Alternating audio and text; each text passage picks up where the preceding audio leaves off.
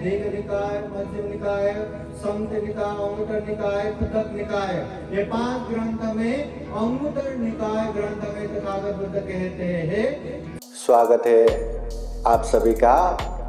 आप लोग देख रहे हैं बुद्धास टीचिंग चैनल और हम यहाँ महाकारुणिक तथागत बुद्ध और उनके शिक्षाओं के विषय में चर्चा करते हैं।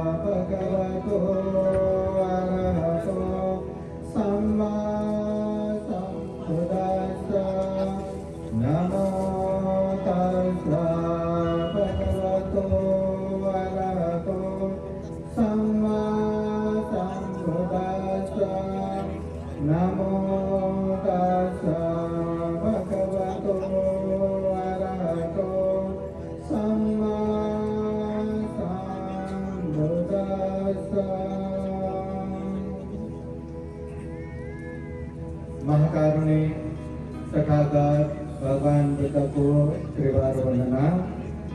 महाकारुणिक तथागत बुद्ध द्वारा जैसे सुआख्यात धम्म को त्रिवार वंदना। महाकारुणिक तथागत बुद्ध के आर्य श्रावक संघ को त्रिवार वंदना। परम पूजनीय बोधिसत्व डॉक्टर बाबा साहब अम्बेडकर आपके उद्गीत बौद्ध धर्म परिषद में उपस्थित पूजनीय भिक्षु संघ, श्रावणेतन और संपूर्ण श्रद्धा संपन्न, बुद्धि संपन्न उपासक उपासिकाएं। महाकारुणिक तथागत बुद्ध होने के बाद अभी मुझे सभी प्रकार के दुखों से मुक्त हो गया, विमुक्ति सुख मिल गया। अब मैं जीवन भर आराम से रहूंगा, ऐसे अकेले आनंद से नहीं रहे। उन्होंने हम जैसे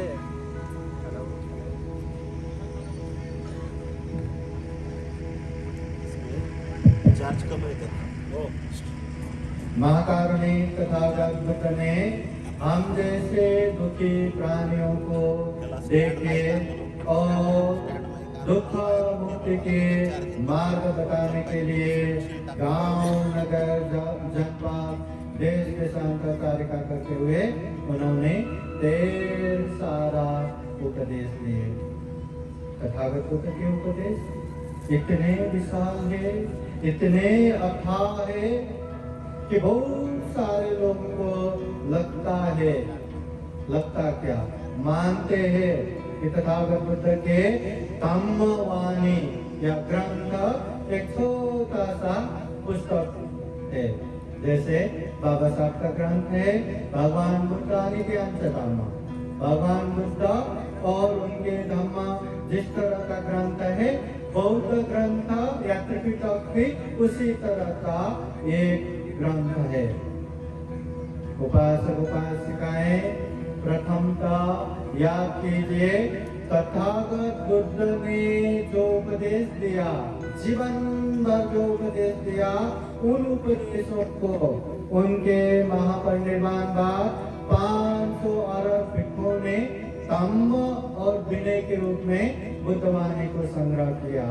बाद में वही तम और विनय को सुत पिटक, विनय पिटक, अभिधम्म पिटक, त्रिपिटक के रूप में संग्रह किया। वो त्रिपिटक में आज के समय में भी 84,000 धम्म स्कंद, 84,000 धम्म देशना संग्रहित है। इस तरह समझाता है कि बुद्ध के वाणी त्रिपिटक एक तराजू में और बाकी दुनिया भर के धम्म के ग्रंथ एक तराजू में, फिर भी त्रिपिटक ग्रंथ भारी हो जाएगा। इतना विशाल है बुद्ध वाणी।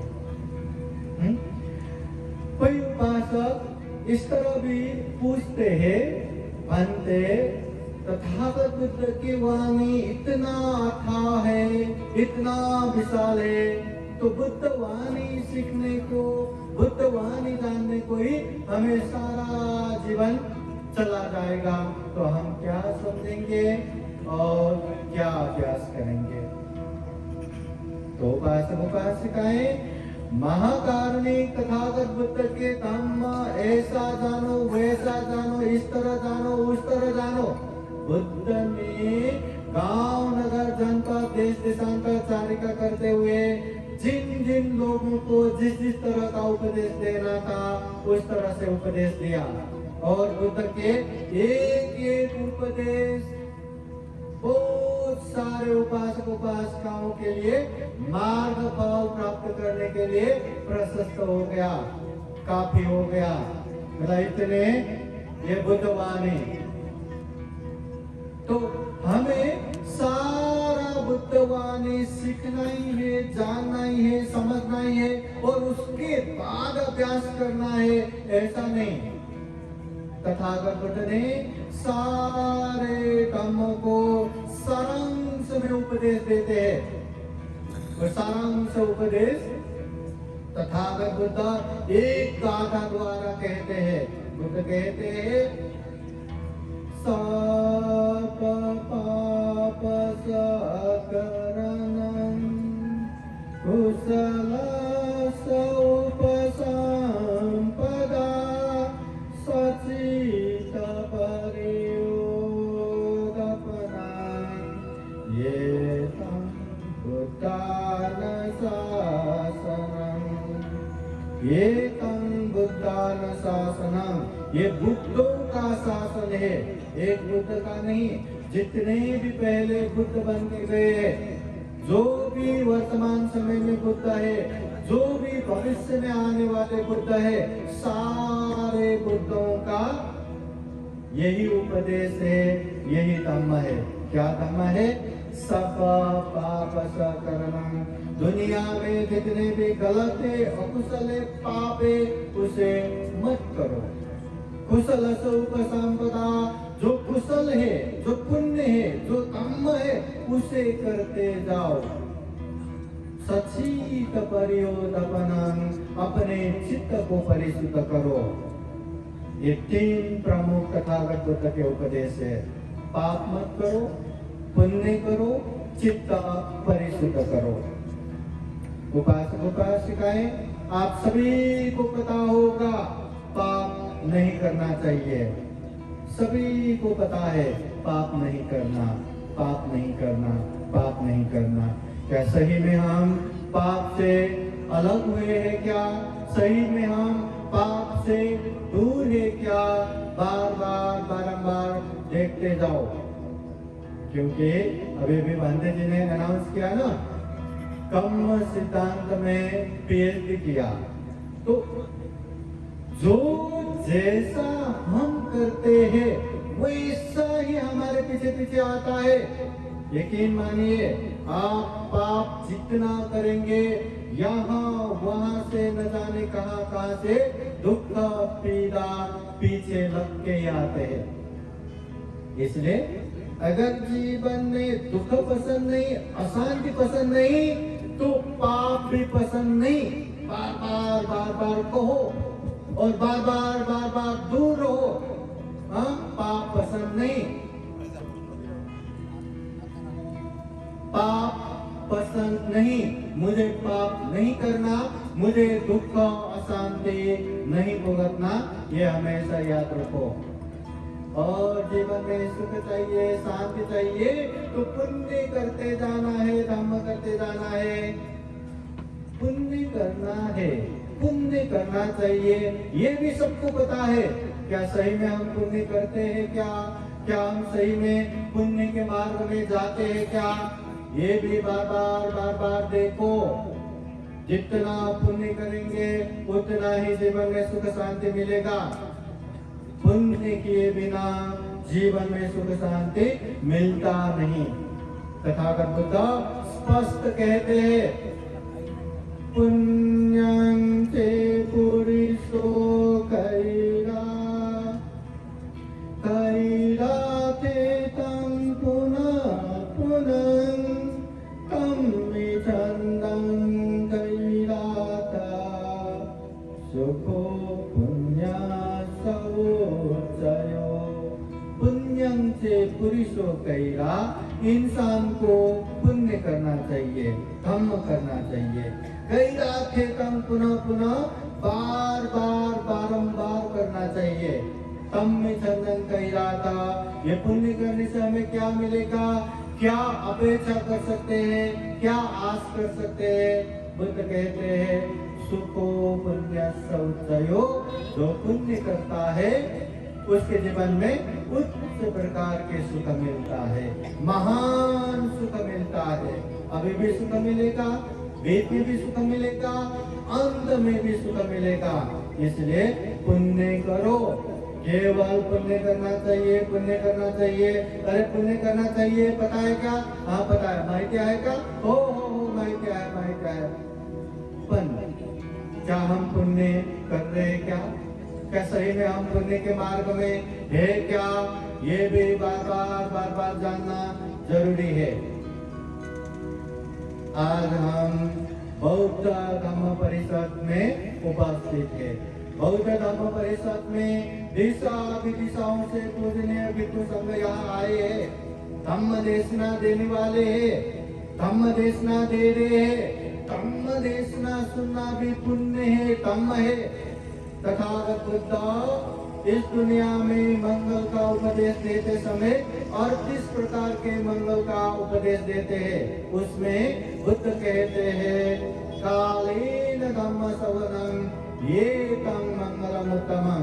समय समय पर धम्म देशना सुनना मंगल है। कालेन धम्म साकच्छा ये तम मंगलम उत्तमम। समय समय पर धम्म चर्चा करना ये भी मंगल है। तो धम्म देखना सुनना मंगल है, धम्म चर्चा करना मंगल है। क्या ये मंगल कार्य में बैठे हुए सारे उपासक उपासिकाएं क्या मंगल कर रहे क्या? पुण्य कर रहे क्या?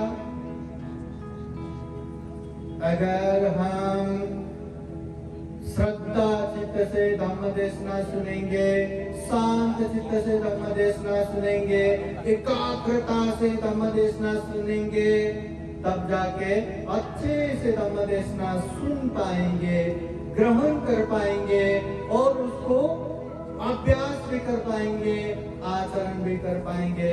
हाँ, तब जाके हम कह सकते हैं कि ये मंगल है। मगर धम्म देशना के कार्यक्रम में हम बैठते हैं, पर बैठना है बैठे हैं, बैठना है बैठे हैं, ऐसे ही बैठे हैं और धम्म देशना कुछ भी नहीं सुन रहे, नहीं समझ रहे, तो मंगल होगा क्या?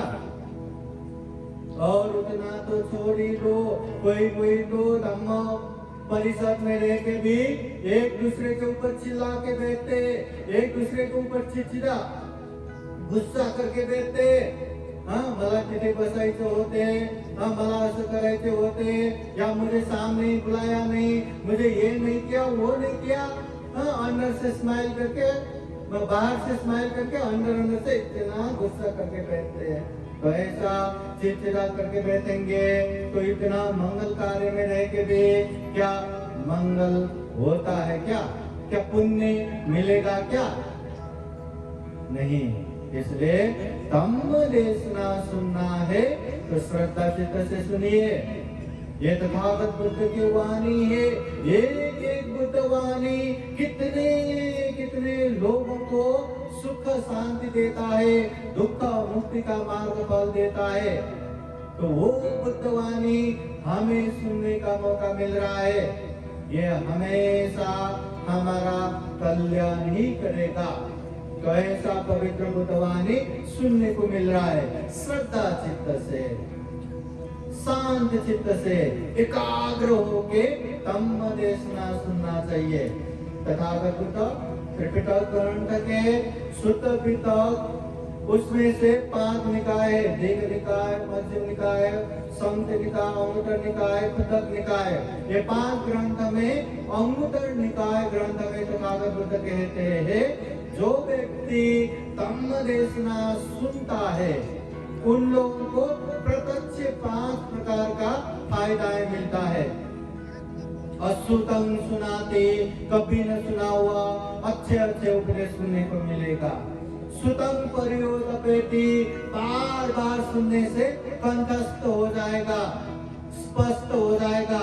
कंकं वितरति, कि मन के शंका उपशंका खत्म हो जाएगा। मुझुम करोति, मन के मिथ्या दृष्टि अंधविश्वास नष्ट हो जाएगा। चित्तमस पसिदति, अच्छी जगह पे श्रद्धा उत्पन्न होके मन प्रसन्न हो जाएगा। ये धम्म देशना सुनने का प्रत्यक्ष फायदा है। इसलिए ये धम्म देशना सुनने का मौका मिला है। ये धम्म देशना सुन के न जाने कब कहाँ कैसे मन में वैराग्य उत्पन्न होगा, ये हमें पता नहीं। जिस दिन वैराग्य उत्पन्न हो गया, विराग से तो धम्मानं, सभी धम्मों में वैराग्य धम्म श्रेष्ठ है। एक बार वैराग्य धम्म उत्पन्न हो गया तब तो अरे ये संसार अनित्य है, ये जीवन अनित्य है। जो प्राणी जन्मता है मरता है, जन्मता है मरता है, ऐसे ही सिलसिला चलता रहता है और दुख ही दुख से भरा हुआ इस जीवन में क्या मौज मजा करके बैठूं, क्या परिवार के साथ सुख सुविधा भोग के बैठूं, क्या धन संपत्ति के साथ सुख सुविधा भोग करके बैठूं। इससे अच्छा है मैं दुख मुक्ति के मार्ग पे ही चलूं। तो सारा चीज छोड़ के केवल और केवल दुख मुक्ति के मार्ग पे चलते हैं। ऐसा वैराग्य धम्म कब कहाँ कैसे हमारे मन में उत्पन्न होगा पता नहीं। जब तक वैराग्य धम्म उत्पन्न नहीं होगा तब तक ये धम्म देशना सुनना भी पुण्य ही है, ये बुद्धवाणी सुनना भी पुण्य है, इसे अभ्यास करना पालन करना भी पुण्य है। और पुण्य करेंगे तो जीवन में सुख शांति मिलेगा। ये श्रद्धा रखते हुए हमें आगे बढ़ना ही है। जितना पुण्य करेंगे उतना जीवन में सुख शांति मिलेगा। तथागत बुद्ध कहते हैं कि जो मनुष्य पति लाभो, मनुष्य जीवन प्राप्त होना दुर्लभ है। ये जीवन इतना दुर्लभ है कि मनुष्य जीवन प्राप्त करने के लिए भी बहुत सारा पुण्य लगता है। हम पुण्यवान है, इतना दुर्लभ जीवन मिला है। पर पता है ना, इंसान होके भी इतना दुर्लभ जीवन प्राप्त होके भी क्या सभी एक समान रूप से सुखी है क्या? सभी एक समान रूप से संपन्न है क्या? इतना पुण्यवान जीवन मिला, इतना दुर्लभ जीवन मिला, फिर भी सुख और शांत से हम जी रहे क्या? जीवन में दुख और शांति नहीं है क्या?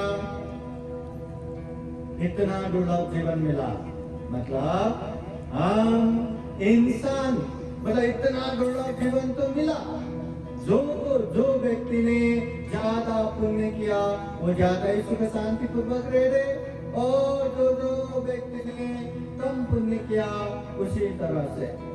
एक समय महाकारुणिक तथागत बुद्ध के सामने एक शुभ मानव बुद्ध के पास आके प्रश्न करते हैं, भगवान इस दुनिया में इंसान होके एक समान क्यों नहीं है?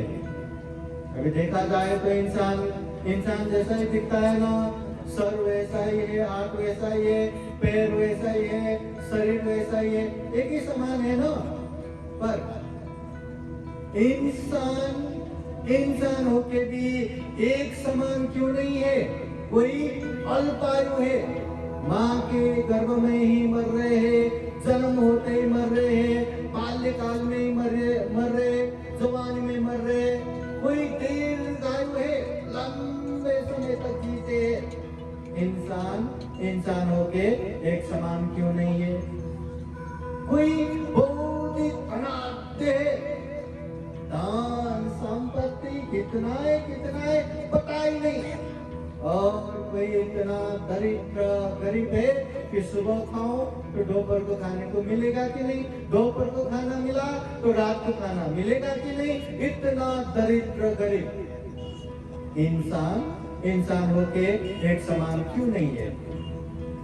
कोई दिखने में ही इतना खूबसूरत दिखते हैं, इतना खूबसूरत, पर कोई दिखने में इतना घिनौना भी दिखते हैं।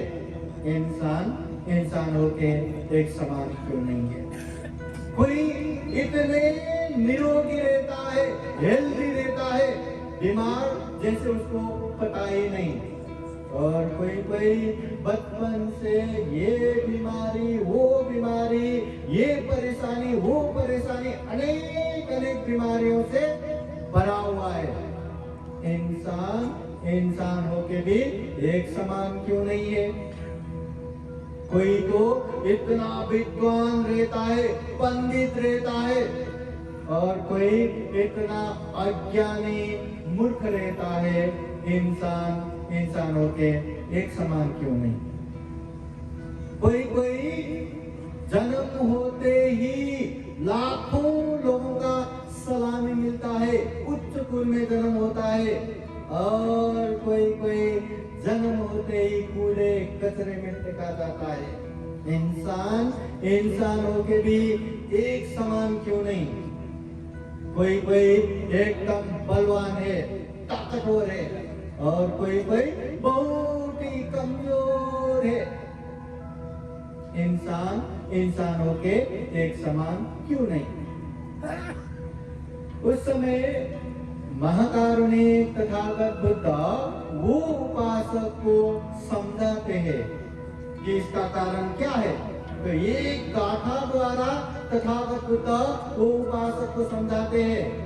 बुद्ध कहते हैं, सब्बे सत्ता कम्म सर्का कम्म दायादा कम्म योनि कम्म बंधु कम्म प्रतिसरणा यं कम्मं करिष्यन्ति कल्याणं वा पापकं वा तत्सदायादा भविष्यन्ति।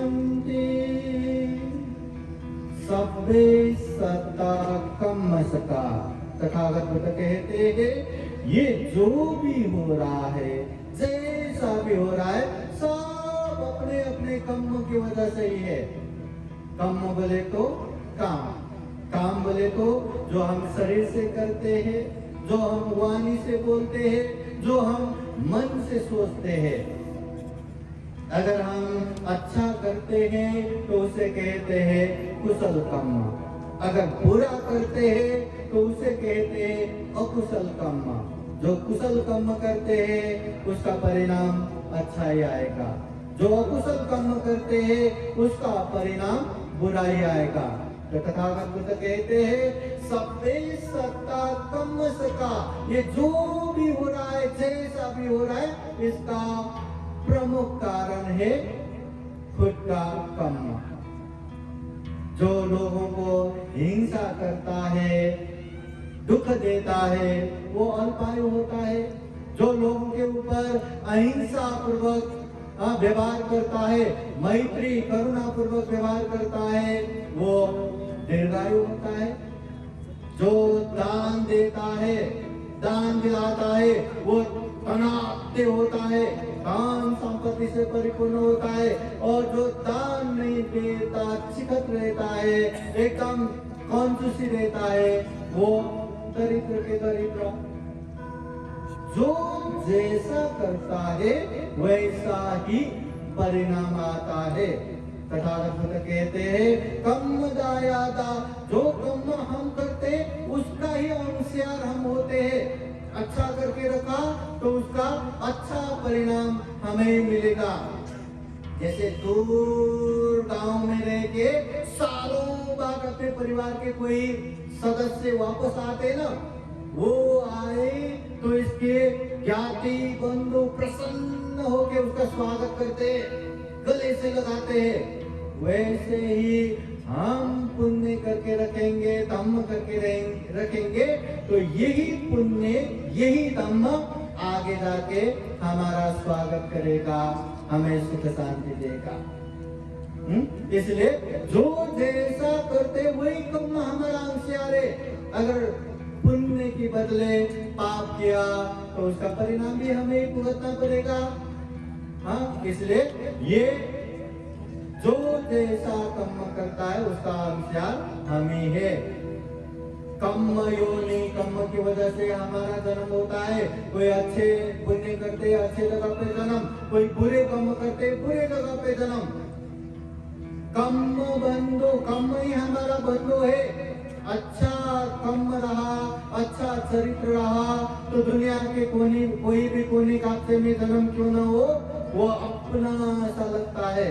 अगर चरित्र अच्छा नहीं, कर्म अच्छा नहीं, तो एक ही माँ के गर्भ से जन्म हुए भाई भाई बहन बहन में भी शत्रुता, जानी दुश्मन।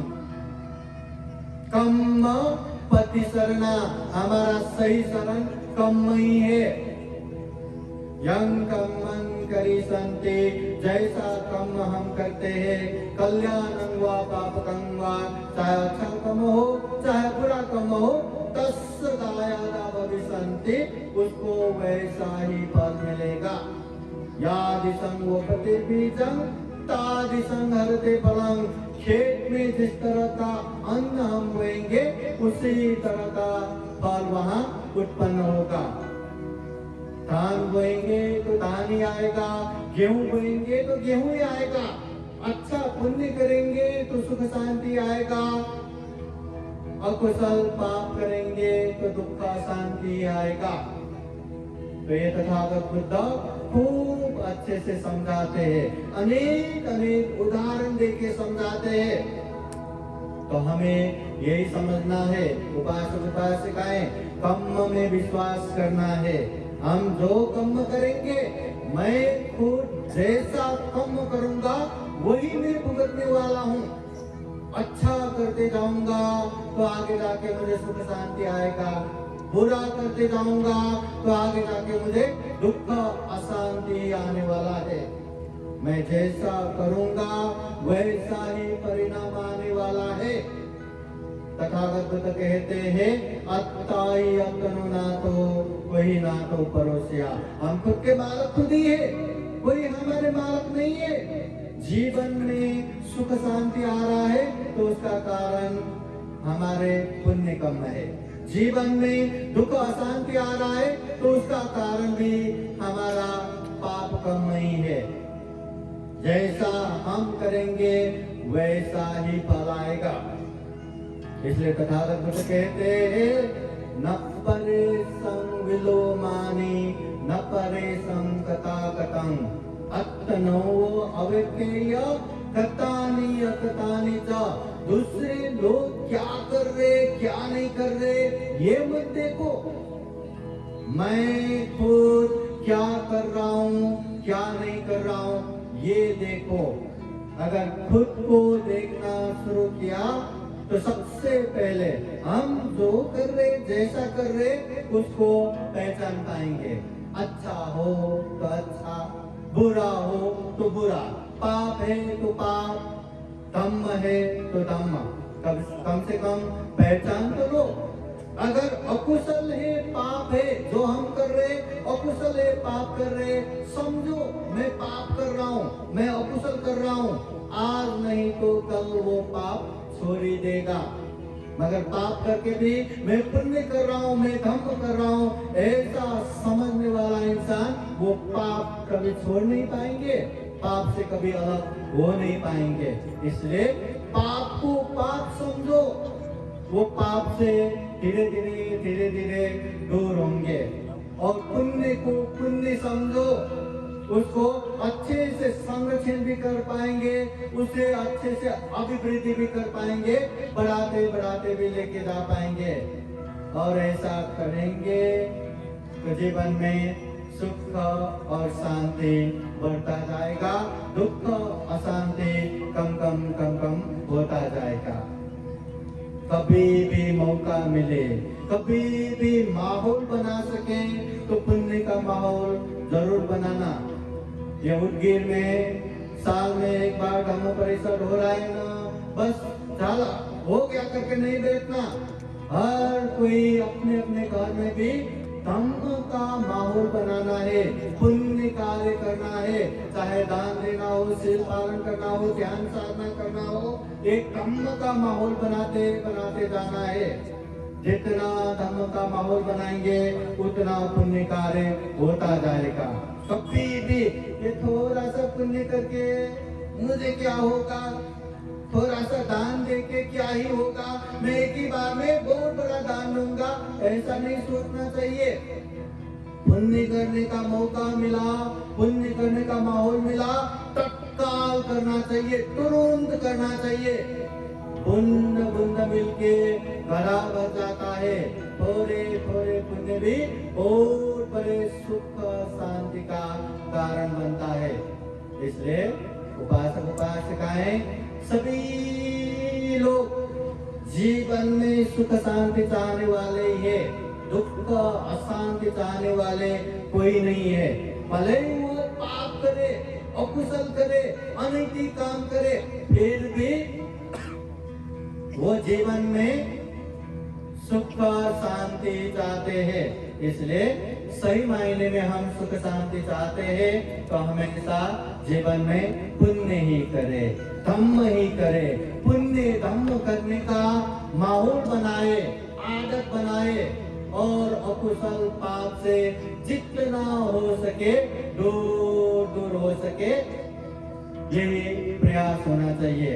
उपासक उपासिकाएं आज के धम्म परिषद में दिशा विदिशाओं से खूब सारे विद्वान पूजनीय भिक्षु संघ यहाँ आए हैं और खूब सारा धम्म देशना होने वाले हैं। इसलिए ज्यादा धम्म देशना न देते हुए बस आप लोगों को ये जो अभी कर्म सिद्धांत का हो, पुण्य कार्य का हो, ऐसे खूब सारे धम्म देशना आपको ये बुद्धास टीचिंग यूट्यूब चैनल में भी मिलेगा। हाँ, तो उसमें भी आप लोग देखते जाइए। तो हम यही कामना करेंगे आप सभी के जीवन में बुद्ध का आशीर्वाद, धम्म का आशीर्वाद, संघ का आशीर्वाद हमेशा रहे। बुद्ध के धम्म को खूब अच्छे से सुन के समझ के निरंतर जीवन में अभ्यास भी कर सके, खूब सारा पुण्य, खूब सारा धम्म संचय कर सके और अंत में जन्म जरा व्याधि मरण से मुक्त निर्वाण सुख तक प्राप्त कर सके, ऐसे कामना करते हुए ये धम्म देशना यही समापन करते हैं। सबका मंगल हो, सबका कल्याण हो, भवतु सबका मंगलम। साधु साधु साधु। बुद्धं नमामि, बुद्ध को नमन करता हूँ। धम्मं नमामि, धम्म को नमन करता हूँ। संघं नमामि, संघ को नमन करता हूँ।